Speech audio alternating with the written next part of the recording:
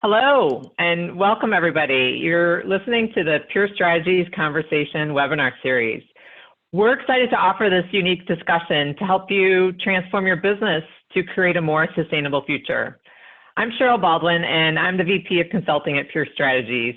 What we do is provide sustainability consulting to companies looking to develop goals, enhance their sustainability program, and implement changes in their products, packaging, and supply chains. We are offering these webinars to help provide you some insight that will help in your work to advance environmental and social performance. We're helping you show the possibilities for change and empower you with examples and insights from those that are at the forefront. You can see some of our past webinars, reports, and resources on our website, purestrategies.com, including information about the work we've done with different clients like Seventh Generation, Walmart, Ben & Jerry's, and other sustainability leaders. During this 30-minute webinar, Tim Greiner, the Managing Director of Pure Strategies, as well as the co-founder of Pure Strategies and the Chemical Footprint Project, and has been providing custom sustainability solutions to corporate clients for over 20 years. We'll be talking with Jeffrey Hollender. He is the co-founder and former CEO of Seventh Generation, the co-founder of Sustain Natural Feminine Care Products, the former board chair of Greenpeace US, the co-founder and current CEO and board chair of the American Sustainable Business Council, which is a business organization serving public policy interests of responsible companies.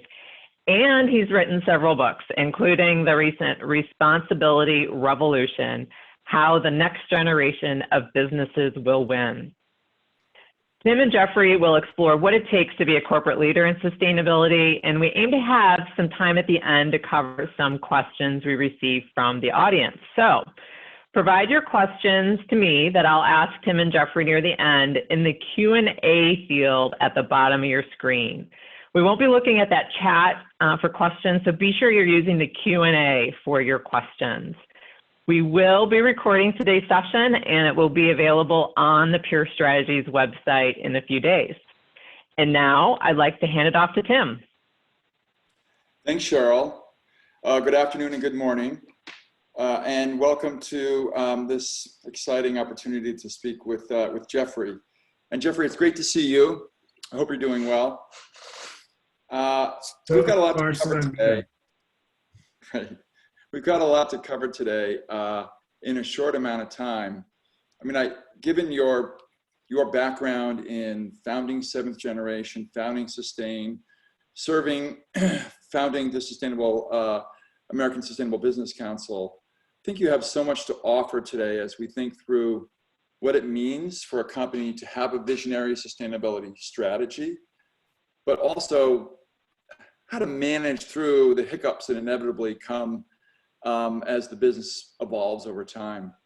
So I guess the first question I really wanted to ask you was just, what does it take to develop a visionary approach for a business? And what are some of the key components in that visionary approach? Yeah. Well, thank you for putting me in the league of visionaries, first of all. But you know, I am driven by what I believe is the most important thing I can contribute to the world. And I asked myself this question that came from a wonderful woman that we both know named Carol Sanford, who asked the question, what does the world most need that you are uniquely qualified to provide? And when you begin to get clear on what that is the most important driver for business, for developing purpose, for developing vision, for developing your mission and your priorities. And particularly in times like these, where we're faced with so many unexpected challenges, and we're dealing with things that we couldn't have imagined possible a year ago, it's really important to continue to return to that sense of purpose, that sense of meaning, why you started to do what you're doing, because it is holding on to that and not letting the terrible challenges that we're facing today cause you to question that sense of purpose. We need to also think about that sense of purpose over the long term. We can't be short-term focused on these objectives, because the things that we're concerned about and passionate about are not going to happen overnight. And they will carry us through the challenging times we're facing. And hopefully we'll come out of this COVID challenge better, stronger, and more sustainable than we went into it. That's really interesting. I really like the way that you connected this deeper purpose to thinking through the purpose of the business itself, right? And how that evolves over time. I'm wondering if you could give any examples of how you see businesses today rethinking their purpose in light of what we're experiencing with COVID-19. Yeah. Well, I think there's two conflicting things happening.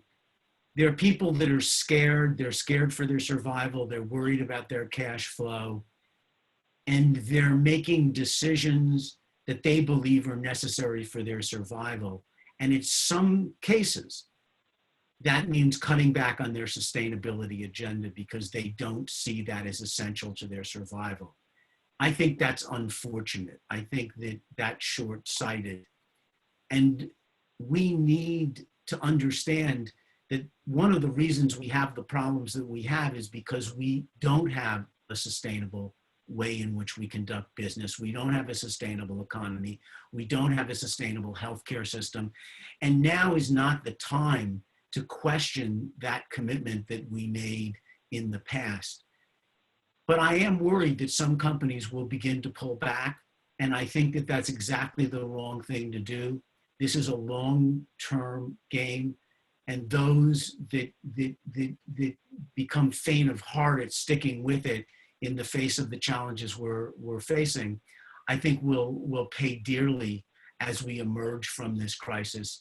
And our businesses won't be more resilient, won't be more healthy, and won't be better able to deal with the next challenge. I mean, a lot of people would argue that the next pandemic is already here, and it's climate change. And we need to step up our commitment to sustainability, not slow down on that mission. Yeah, I couldn't agree with you more. And in the conversations that we've been having with our clients, we're seeing them, for the most part, stick with, and in some cases, elevate their commitment to sustainability. So that's preserving budget, finding new opportunities for conversations with colleagues that previously they couldn't reach out to because, frankly, there was too much going on in the business. And that's not for every industry. Certainly the healthcare industry, the travel industry have all been turned upside down and are going through so much. Other companies are as well, but there are pockets of opportunity to continue to advance these long-term sustainability objectives. Cheryl mentioned the book you wrote, The Responsibility Revolution. And I was looking back, and I think that you've published that book in 2010. And what you said at the time was, this is how the next generation of businesses will win. And that so much has changed in the last 10 years. We see the evolution of SASB, of investors interested in sustainability, even BlackRock, their CEO, Larry Fink, writing a letter to these public corporations suggesting that sustainability is an important issue and stakeholder concerns are important. So I think in some ways you were seeing and predicting the future. I'm wondering if you can reflect on the book and what you thought about in 2010 and, think through, was there anything that you couldn't have predicted or that you missed, if you will, looking at the situation we're facing today? Yes, I think the biggest shift in my perspective since I wrote the book was I was enamored with what some of the leading companies were doing. I was excited about what Seventh Generation and Ben and Jerry's and Patagonia were doing. And as I reflect back on that now, that good work was good, but nowhere near good enough. And I have had to come to the unfortunate realization that much of the good work that we're doing as businesses is not keeping pace with the challenges we're facing. And, climate change is just one example, but, what's happening to our topsoil, what's happening to our fresh water, what's happening to our fish stock, we're facing increasingly difficult problems. And I think that we need to reframe the way we think about the work that we must do. And, this is a bit of a buzzword, so I hesitate to use it, but I do think we need to move from sustainability to regeneration. I think we need to not sustain what we have, because what we have is just fundamentally not sustainable. And we need to become systems thinkers when we think about our businesses as systems. And we need to think about not just the good work we're doing, but the unfortunate negative consequences of what we do. And all businesses have negative consequences. Even Seventh Generation, which I love and remain a board member of, takes a big toll on the planet. You can't be in the business of making diapers, paper towels, and toilet paper without understanding the huge toll that those better than average, better than our competitors' products take on the planet. And so we need to up our game. And now, instead of taking a step back, we need to take a step forward. We need to be braver. We need to be bolder. We need to really think about the long term. And, that means, instead of just thinking about minimizing the negative impacts of our product, like Seventh Generation laundry detergent can be used in cold water and made with vegetable surfactants and no toxic ingredients, and all that is wonderful. But it also has to now think about challenges like making the fibers of the clothes that are washing stronger so they'll last longer. And we can't think about things in the same compartments we used to. We need to find the good we can do everywhere we go, not just minimizing our negative impacts.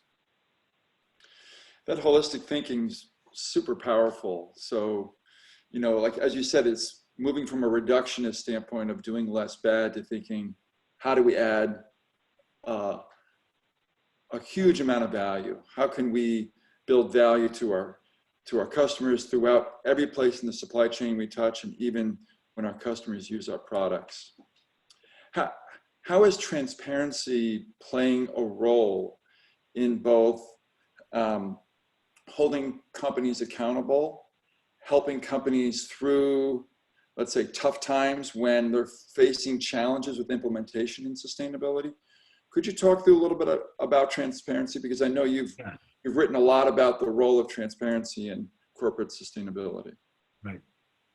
Yeah, and when I think about transparency, I think about radical transparency. I think about the kind of transparency that scares the hell out of your lawyers when they read your corporate responsibility report and say to you, oh my God, I can't believe you're telling people that. Well, that kind of radical transparency is critical, I believe, in building trust with your stakeholders, whether they're your employees, whether they're your factories, or whether they're your customers and community. And we have to be radically transparent. And you see that beginning to happen with some of the smaller and medium-sized companies. But there's still some real conflicts with large publicly held companies that aren't necessarily disclosing the negative unintended consequences of their business. If you have an automobile company, they're not having conversations with their stakeholders about cancer rates, asthma rates, allergy rates that are a result of the emissions that come out of their automobile. Well, that's where we're headed. Those are the negative unintended consequences. And unfortunately, when we don't disclose them and when we're not transparent about them, they don't get on the agenda, they don't get fixed, they don't become priorities. And radical transparency is really a way to not just build loyalty and trust with stakeholders, but it helps lay the groundwork for the agenda that your sustainability program needs to take. Right. Yeah, if you're not willing to look outside the boundaries of the stakeholders you usually talk to and be held accountable by other stakeholders, you're not going to really push your program forward. I'd like to turn now to some of the work that the American Sustainable Business Council is doing on responding to the COVID-19 crisis, Jeffrey. It's really visionary work in the context of really some of the worst economic news we've had as a nation, right? We've had huge numbers of layoffs. We've had, and actually a lot of discord around the reopening of the economy.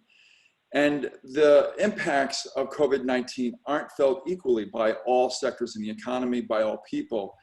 And I know that the organization you lead has been advocating a specific campaign around called Save Our Economy. So could you talk a little bit about that campaign and what you're hoping to accomplish through your advocacy there? Sure. And it's really got two focuses. One is a short-term and the other is a long-term focus.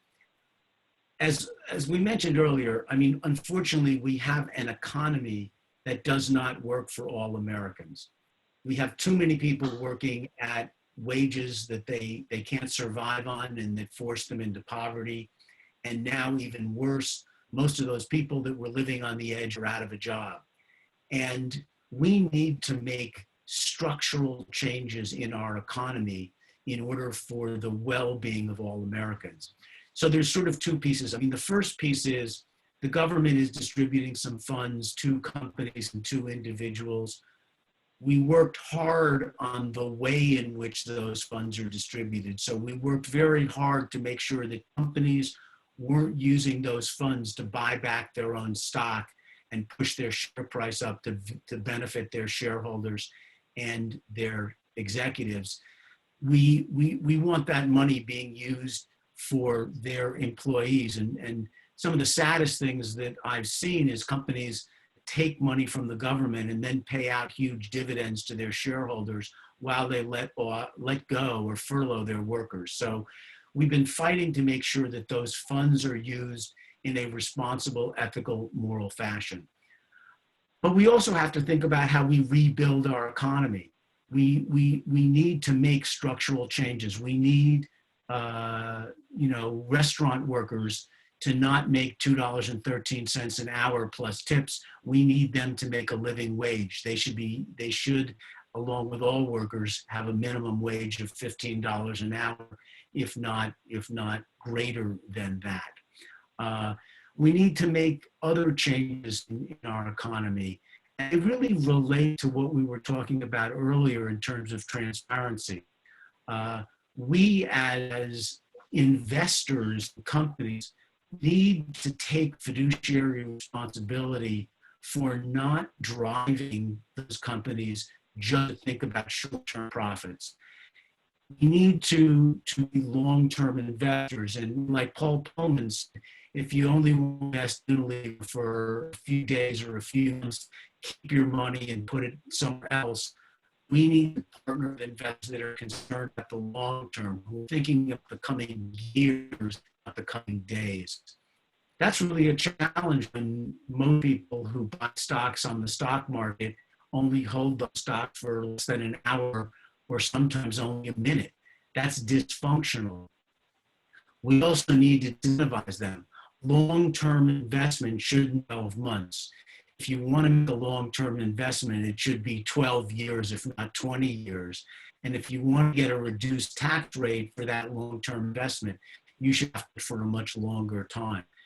So there's, we could spend days talking about these structural changes, but that's really what ASB does. It focuses on the structure of our economy to make it more sustainable for all stakeholders, and to ensure that the handful of people that have all the power don't rig the game just to their own benefit.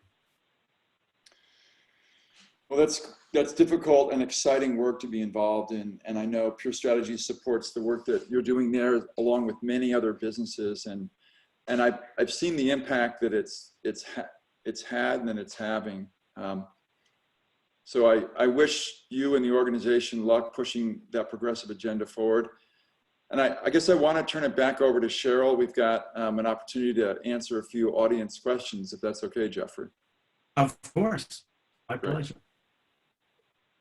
Great. Yeah, we have a few questions. Maybe to get started for Jeffrey, what are some challenges you've had being a business leader or that you're hearing from other CEOs and how they're trying to advance their sustainability objectives?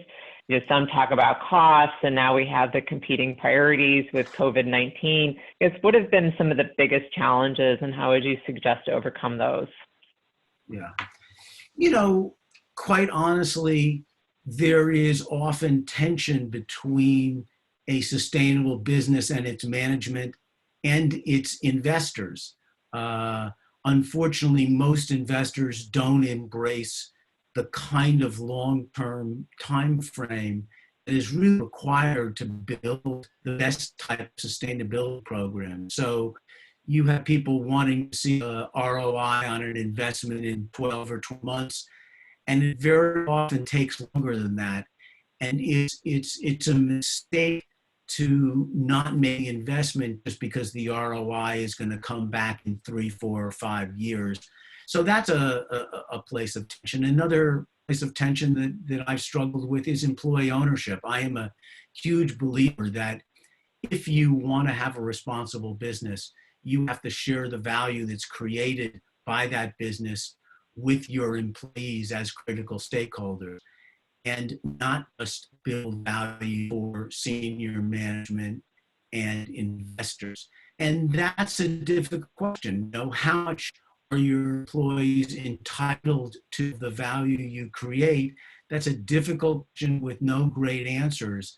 But I have taken the view that employees should generate, because employees generate so much of that value, they should share in the value that's created along with their investors and shareholders. Good, that's helpful and transitions us to another question that we have from the audience about shareholder value and stock prices and dividends. If you have any ideas, maybe through your recent work with ASBC, maybe and other experiences on how to kind of bring sustainability value into those specific market, market vehicles. Yeah, I mean, I think we're moving in the right direction because investors are beginning to ask questions that they didn't ask before. But the biggest thing that would be transformative would be increased transparency and fiduciary responsibility for those things that don't show up on the balance sheet. And unfortunately, some of the biggest risks that companies face aren't reflected on their balance sheet. So if you take the oil and gas industry, just for an example, many of these oil and gas companies are carrying assets on their balance sheet in terms of oil and gas in the ground that they think they'll be able to sell. Well, I would say that a huge amount of that oil and gas will never be taken from the ground, hopefully never been taken from the ground, because if it is, it will ensure the worst outcome from climate change. So we have to align the risks that we're facing in the world with the disclosures that companies make on their balance sheet so that we as stakeholders can make more informed decisions about who we want to invest in, but also who we want to work for and who we want to partner with. Good, thanks. And this question, maybe Tim, if you want to start. Jeffrey talked a little bit about the idea of regenerative concepts, and we had a question about how companies are starting to think about regenerative models and if there's specific things that some companies are doing, like the question referred to the Allen Savory holistic ideas, and if there's other things out there that companies maybe are looking at and what would be helpful there. Sure. I think this concept of regeneration is such an important one. And in fact, I think the first place I heard this term was Jeffrey, with our friend Gregor Barnum, probably 10 years ago. Gregor was talking about regeneration. And, you know, companies are exploring this as both specifically in agriculture, where we see a lot of it, but more generally as a business strategy. So I'll talk about both of these points. In the agricultural world, we're seeing companies thinking that the soil is not really a medium by which you put in chemical inputs and fertilizer and you take out crops, but instead it's a medium where it's a biological system that can not only produce food, but if we use the right types of practices, we can enhance that biological process and produce better soil, healthier food, more nutrient dense, more nutrient rich food. We can also sequester carbon in the soil. We can increase biodiversity, both above ground and below ground. We can reduce water pollution and water runoff. So this concept of regeneration in agriculture is really taking hold. And it's interesting, I was reading an article this morning about some of the farmers in the Midwest who have for years just grown row crops. And now with how COVID-19 has upset supply chains, they're thinking, could they grow more vegetables and fruits?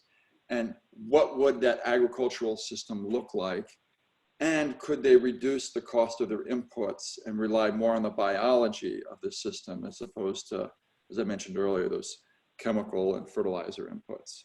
So it's really promising. Savory is a proponent of a specific type of agriculture, a specific type of ranching, which has proven to really increase the resilience of rangeland. And I think Savory and other adherents to what we call mob grazing have a really promising, they're pointing to a really promising way of managing livestock and using that livestock to regenerate pasture land. So it's very exciting. It's an area of some uncertain science, I'll say, but it's super exciting.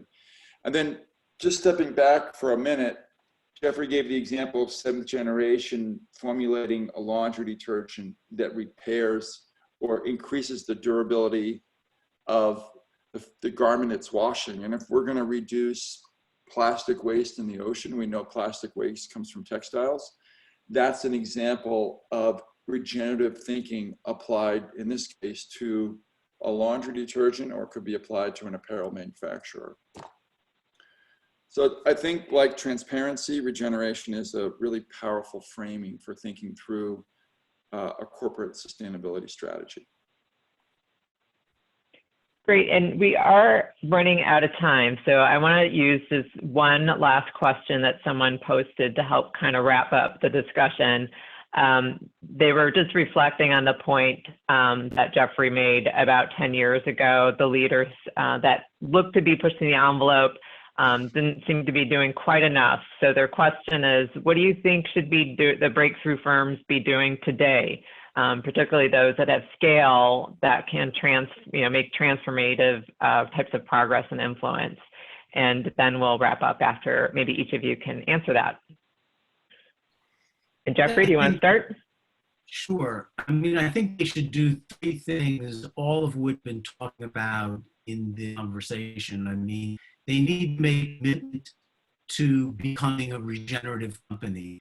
Whether they're offering a service or a product, they need to build that into their long-term strategy. They need to commit to radical transparency, where they disclose to their stakeholders the unintended negative consequences of their business, whether they're required to by law or not. That's just critical. And third, they need to commit to a stakeholder form of governance, as is the case with Pure Strategies, which is a B corporation, and Seventh Generation, which is a B corporation. But they need to go one step further than what B Corporation requires, which is when they think about their stakeholders, what measurable impact are they going to have on them? how much wealth are they going to create, not just for their investors, which they talk about all the time, but how much wealth are they going to create for their employees? What are they going to do with their supply chain? How are they going to make their supply chain more transparent and more regenerative? So I think we've been really spot on in talking about the key issues. We now just need to make long-term commitments to those concepts. Great. And Tim, did you have any last comments? Yeah, I'll just add to Jeffrey's response. I agree that regenerative systems, transparency, and good governance are very, very important. I'll add to that companies should be setting their targets based upon data and science. And we have a number of great examples of tools and approaches such as science-based targets for greenhouse gases, for biodiversity, for deforestation. We've got tools such as fair trade and fair labor. And those are the types of frameworks that a truly visionary company should be merging with those three principles that Jeffrey outlined.